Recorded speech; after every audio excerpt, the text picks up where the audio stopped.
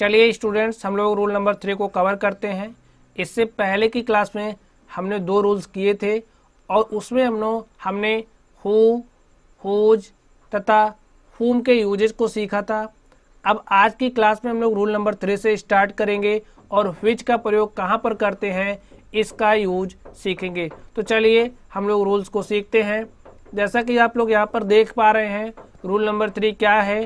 Rule number 3 है किसी clause के लिए रिलेटिव प्रोनाउन व्हिच का प्रयोग होता है। अब जैसे कोई भी क्लॉज है तो आप लोग जानते होंगे क्लॉज क्या होता है, ग्रुप ऑफ वर्ड्स होता है। तो जो क्लॉज होता है, क्लॉज के लिए व्हिच का प्रयोग होता है, ना कि हु, हुम अथवा दैट का। तो चलिए हम लोग एग्जाम्पल को देखते हैं। आप लोग यहाँ पर एग्जाम्पल देखिए। She has obtained 80% of marks. She has obtained 80% of mark which proves, जो प्रूव करता है क्या, दैट शी इज इंटेलिजेंट, वह बुद्धिमान है। अब बताइए इसमें क्लॉज क्या है, यही पार्ट क्लॉज है। शी हैज़ ऑब्टेन्ड, उसने प्राप्त किया 80% ऑफ मार्क्स, 80% नंबर। ये क्या है, एक क्लॉज है और इस क्लॉज के लिए यहाँ पर किस प्रोनाउन का यूज किया गया है, व्हिच नाम के प्रोनाउन का यूज किया गया है। तो इस तरीके से क्या है, ये हमारा करेक्ट है और व्हिच का प्रयोग भी हम लोग यहाँ पर करते हैं। चलिए हम लोग नेक्स्ट देखते हैं। नेक्स्ट है रूल नंबर 4। रूल नंबर 4 क्या कह रहा है, व्हिच का पोसेसिव फॉर्म। अगर व्हिच के पोसेसिव फॉर्म की बात करें तो व्हिच का पोसेसिव फॉर्म ऑफ व्हिच अथवा हुज होता है। क्या होता है, इस बात को आप लोग याद कर लीजिएगा। व्हिच का जो पोसेसिव फॉर्म होता है वो ऑफ व्हिच होता है अथवा हुज होता है। चलिए हम लोग देखते हैं, हुज अथवा ऑफ व्हिच प्लस क्लॉज, इस तरीके से हम लोग इसका यूज करते हैं। देखिए, a room whose doors are painted, जिसकी जो डोर्स हैं वो पेंट की गई हैं, लुक्स अट्रैक्टिव, कैसी दिखती हैं, अट्रैक्टिव दिखती हैं। अब यहां पर देखिए, a room whose doors are painted looks attractive. तो ये क्या है, यहां पर देखिए, doors are painted looks attractive, ये क्या है, एक क्लॉज है। एक क्या है, एक क्लॉज है और इस क्लॉज के पहले यहां पर रिलेटिव प्रोनाउन यूज किया गया है और एक कौन सा फॉर्म है, एक पोसेसिव फॉर्म है।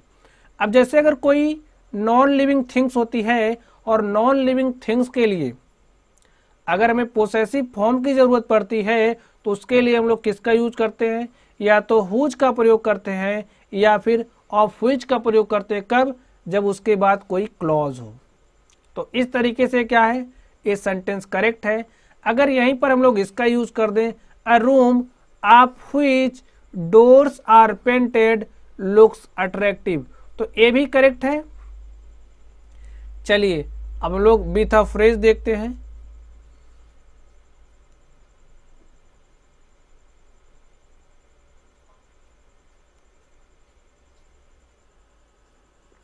यहां पे देखिए एग्जाम्पल क्या है, अ रूम विथ पेंटेड डोर्स, यानी कि ऐसा कमरा जिसका दरवाजा पेंट किया गया है, with painted doors looks attractive, आकर्षक दिखता है।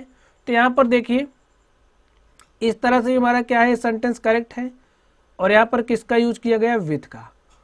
तो सेंटेंस क्या है, करेक्ट है। तो नोट पॉइंट क्या है, नोट पॉइंट को भी हम लोग समझ लेते हैं। हुज और ऑफ व्हिच प्लस क्लॉज के बदले विथ प्लस अ फ्रेज का प्रयोग भी सामान्यता होता है, यानी कि हम लोग इस तरह से भी प्रयोग कर सकते हैं। चलिए अब हम लोग नेक्स्ट देखते हैं।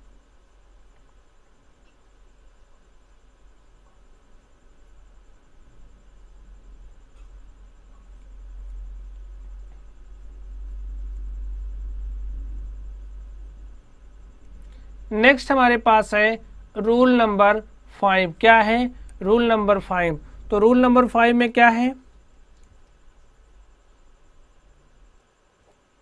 अगर हम लोग प्रीपोजिशन प्लस व्हिच यानी कि व्हिच के प्रयोग की बात करें तो व्हिच के प्रयोग के पहले अगर प्रीपोजिशन का यूज हुआ है, इस तरीके से प्रीपोजिशन का यूज हुआ है, किसके पहले, व्हिच के पहले अगर प्रीपोजिशन का यूज किया गया है तो ये किसके लिए यूज होता है, टाइम के लिए यूज होता है। किसके लिए, टाइम के लिए यूज होता है। और अगर हम इसके रिलेटिव एडवर्ब्स की बात करें तो इसका रिलेटिव एडवर्ब व्हेन होता है। इसी तरीके से प्रीपोजिशन यानी कि इन व्हिच या एट व्हिच का प्रयोग प्लेस के लिए होता है, जैसे कि यहाँ पर इन व्हिच है, ऑन व्हिच है या फिर ड्यूरिंग व्हिच है। और ये जो ड्यूरिंग व्हिच है इनका जो प्रयोग होता है किसके लिए होता है, टाइम के लिए होता है। किसके लिए, टाइम के लिए। और अगर इनके रिलेटिव एडवर्ब्स की बात करें तो इसका जो रिलेटिव एडवर्ब्स है वो व्हेन होता है। यहाँ पर हम लोग नेक्स्ट बात करते हैं, इन व्हिच और एट व्हिच का प्रयोग प्लेस के लिए होता है। और इसके लिए अगर हम इसके रिलेटिव एडवर्ब की बात करें तो इसका रिलेटिव एडवर्ब्स व्हेर होता है। यहीं पर अगर हम फॉर व्हिच की बात करें तो फॉर व्हिच का प्रयोग रीजन के लिए होता है, यूज्ड फॉर रीजन। और इसके रिलेटिव एडवर्ब्स की बात करें तो इसका रिलेटिव एडवर्ब्स क्या है, व्हाई है। तो बच्चों इस बात को भी आप लोग ध्यान में रखिएगा। चलिए हम लोग नेक्स्ट देखते हैं इसके एग्जाम्पल को। इसका एग्जाम्पल क्या है, मोनिका फॉरगॉट द ईयर। अब ये जो मोनिका है क्या हुई, फॉरगॉट द ईयर, वर्ष भूल गई। कब, किस वर्ष को, इन हुई जिसमें सी वाज बोर्न, वह पैदा हुई थी। यानी कि Monica forgot the year in which she was born, जिसमें वो पैदा हुई थी। तो यहाँ पे किसकी बात, यहाँ पे इन व्हिच का प्रयोग किसके लिए हुआ है, देखिए प्रीपोजिशन प्लस व्हिच। तो यहाँ पर जो प्रीपोजिशन प्लस व्हिच है किसके लिए हुआ है, टाइम के लिए। नेक्स्ट क्या है, Monica forgot the year when she was born, जब वो पैदा हुई थी। ठीक है, ये भी सही है। चलिए हम लोग नेक्स्ट देखते हैं। नेक्स्ट क्या है, this is the hotel at which और in which my father was staying. This is the hotel, यह वही होटल है, एट व्हिच यानी कि जिस पर या जिसमें माई फादर वाज स्टेइंग, मेरे पिताजी क्या हुए थे, ठहरे हुए थे, रुके हुए थे। यहाँ पर आप लोग देखिए क्या है, प्रीपोजिशन प्लस व्हिच है। यहाँ पर देखिए क्या है, इन प्लस व्हिच यानी कि प्रीपोजिशन प्लस व्हिच है। तो अभी हमने क्या सीखा, हमने सीखा जो प्रीपोजिशन प्लस व्हिच होता है यानी कि इन व्हिच,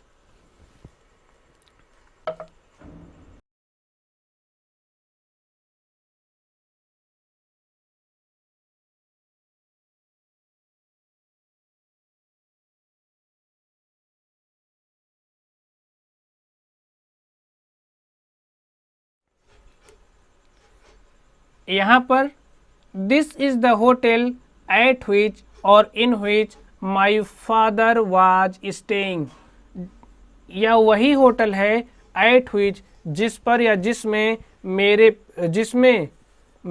पिताजी ठहरे हुए थे। क्या हुए थे, ठहरे हुए थे। तो यहाँ पर देखिए किस सेंस में बात हो रही है, प्लेस के सेंस में बात हो रही है। और अभी अभी हमने सीखा, क्या सीखा, ये तो सेंटेंस करेक्ट ही है।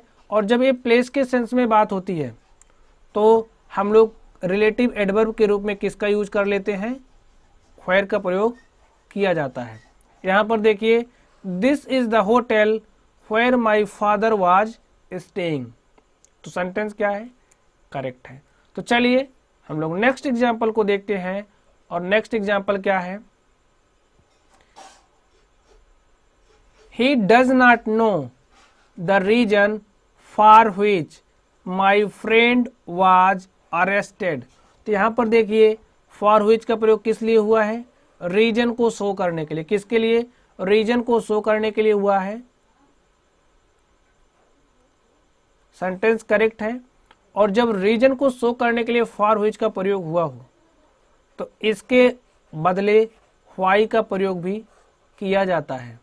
किस रूप में, रिलेटिव एडवर्ब के रूप में।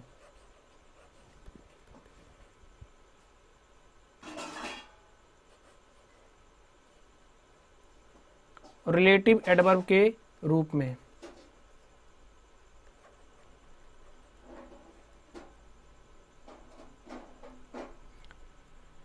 चलिए हम लोग नेक्स्ट देखते हैं। नेक्स्ट है हमारे पास रूल नंबर 5। रूल नंबर 5 किससे संबंधित है? दैट के प्रयोग से संबंधित है। तो दैट का प्रयोग रिलेटिव प्रोनाउन के रूप में, दैट का प्रयोग रिलेटिव प्रोनाउन के रूप में मनुष्य तथा वस्तु के लिए नॉमिनेटिव अथवा ऑब्जेक्टिव केस के प्रोनाउन के रूप में होता है। यानी कि जो दैट होता है, दैट का प्रयोग, किसका प्रयोग? दैट का प्रयोग मनुष्य के लिए भी होता है और किसके लिए होता है? वस्तु के लिए भी होता है। और किस केस में होता है? नॉमिनेटिव अथवा ऑब्जेक्टिव केस में। किस में? नॉमिनेटिव अथवा ऑब्जेक्टिव केस में होता है।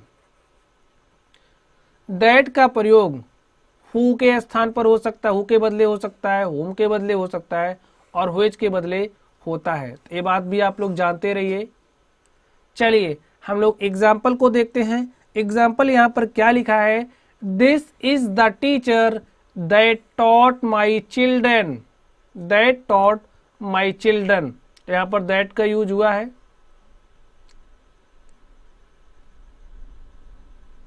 किस रूप में हुआ है? सब्जेक्टिव रूप में, यानी कि नॉमिनेटिव केस में हुआ है यहाँ पर दैट का प्रयोग। चलिए हम लोग नेक्स्ट देखते हैं। This is the teacher who taught, जिन्होंने पढ़ाया, किसको? माई चिल्ड्रन, मेरे बच्चे को। तो यहाँ पर देखिए ए भी सेंटेंस करेक्ट है, दैट का यूज हुआ है, और ए भी सेंटेंस करेक्ट है, हु का हुआ है। तो इससे में हमारी समझ में क्या आया? हु के बदले दैट का प्रयोग होता है। चलिए हम लोग नेक्स्ट देखते हैं। The chair that is red is mine, the chair that is red is mine. तो यहाँ पर देखिए दैट का प्रयोग, दैट का प्रयोग किस सेंस में, किस केस में हुआ है? नॉमिनेटिव केस में। और यहाँ पे चेयर क्या है? चेयर एक नॉन लिविंग थिंग है, एक वस्तु है। चेयर क्या है? एक नॉन लिविंग थिंग है, नॉन लिविंग थिंग। अभी ऊपर वाले एग्जाम्पल में हमने क्या देखा? ऊपर वाले एग्जाम्पल में हमने क्या देखा कि ये जो दैट है, दैट का प्रयोग मनुष्य के लिए हुआ, यानी कि लिविंग थिंग्स के लिए, और यहाँ पर नॉन लिविंग थिंग्स के लिए हो रहा है, और यहाँ पर नॉमिनेटिव केस में है। तो सेंटेंस क्या है? करेक्ट है। यहाँ पर देखिए the chair which is red is mine. तो यहाँ पर देखिए व्हिच का प्रयोग हुआ ना, किसके बदले? दैट के बदले। तो सेंटेंस क्या है? करेक्ट है। अभी हमने रूल पढ़ा, तो रूल्स को आप लोग अप्लाई करिए हर तरीके से, चीजों को समझते हुए। The person that I like most is my father. The person यानी कि वो व्यक्ति जिसको मैं अत्यधिक पसंद करता हूं, कि कौन है? माई फादर, मेरे पिताजी हैं। The person that I like most is my father. तो यहाँ पर दैट का प्रयोग किस केस में हुआ है? ऑब्जेक्टिव केस में। किस केस में हुआ है? ऑब्जेक्टिव केस में। तो ऑब्जेक्टिव केस में होम का प्रयोग। देखिए the person whom I like most is my father। तो यहाँ पर होम के बदले दैट का प्रयोग, यानी कि होम के बदले दैट का प्रयोग हो सकता है। चलिए गाइस हम लोग नेक्स्ट देखते हैं। नेक्स्ट है हमारे पास रूल नंबर 7।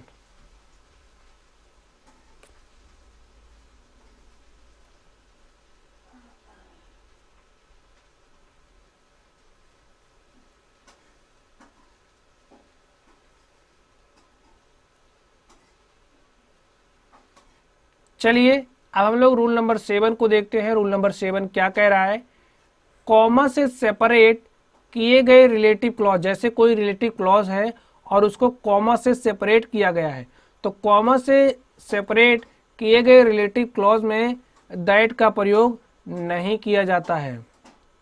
इसके बदले ज़रूरत के मुताबिक हु, हुम, व्हिच का प्रयोग होता है। तो हमने क्या समझा, जैसे कोई भी रिलेटिव क्लॉज है और कॉमा से सेपरेट है तो इस केस में हम लोग दैट का प्रयोग नहीं करते हैं। और हाँ, अगर हमें ज़रूरत पड़ रही है तो हम लोग सब्जेक्टिव केस में हु का प्रयोग, होम का प्रयोग और व्हिच का भी प्रयोग करते हैं। चलिए हम लोग इसके एग्जाम्पल को देखते हैं। एग्जाम्पल क्या है, mister Prasad is a popular leader. जो मिस्टर प्रसाद है क्या है, एक पॉपुलर लीडर है दैट लिव्स इन पटना, जो पटना में रहते हैं। तो रूल्स क्या कह रहा है, कॉमा से सेपरेट किए गए रिलेटिव क्लॉज में दैट का प्रयोग नहीं होता है। तो यहाँ पे दैट का प्रयोग हुआ है जो कि क्या है, इनकरेक्ट है। तो सेंटेंस इनकरेक्ट हो गया। Mister Prasad is a popular leader who lives in Patna, जो पटना में रहते हैं। कहाँ पे रहते हैं, पटना में रहते हैं। Sentence correct. चलिए नेक्स्ट देखते हैं। He has bought a pen, उसने एक कलम खरीदी, दैट इज ब्लैक, जो कैसी है, काली है। तो सेंटेंस कैसा है, इनकरेक्ट है। करेक्ट करते हैं हम लोग। चलिए इसको, he has bought a pen, उन्होंने एक कलम खरीदी, उसने एक कलम खरीदी, व्हिच इज ब्लैक, जो कैसी है, काली है। तो सेंटेंस क्या है, करेक्ट है। तो इस बात को भी आप लोग ध्यान में रखिएगा। चलिए हम लोग नेक्स्ट रूल को देखते हैं। नेक्स्ट रूल क्या है, नेक्स्ट रूल है हमारे पास रूल नंबर 8। और रूल नंबर 8 क्या कह रहा है, दैट के पोसेसिव केस के रूप में, किसके, दैट के पोसेसिव केस के रूप में ऑफ दैट का प्रयोग नहीं होता है, बल्कि जरूरत के मुताबिक ऑफ व्हिच अथवा हुज का प्रयोग किया जाता है। इस बात को आप लोग ध्यान में रखिएगा। अगर हमें दैट के पोसेसिव केस की जरूरत पड़ रही है तो दैट के पोसेसिव केस के रूप में ऑफ दैट का प्रयोग नहीं करते हैं, बल्कि जरूरत के मुताबिक ऑफ व्हिच अथवा हुज का प्रयोग करते हैं। चलिए हम लोग इसके एग्जाम्पल को देखते हैं। एग्जाम्पल क्या है, the girl of that father teaches in my school is laborious. तो यहाँ पे देखिए पोसेसिव केस के रूप में किसका यूज किया गया है, ऑफ दैट, जो कि कैसा है, इनकरेक्ट है।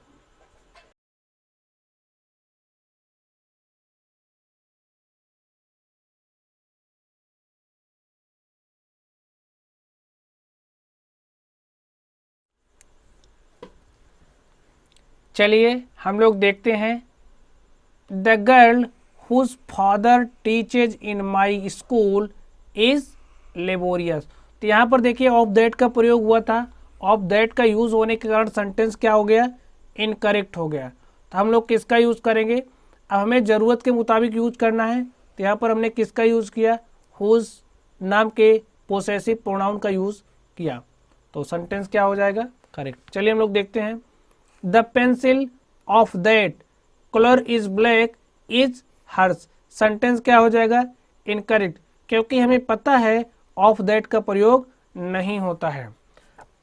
अब यहाँ पे क्या है, the pencil of which colour is black is hers. तो सेंटेंस क्या हो जाएगा, करेक्ट। करेक्ट क्यों, क्योंकि ऑफ दैट का प्रयोग पोसेसिव केस में नहीं होता है।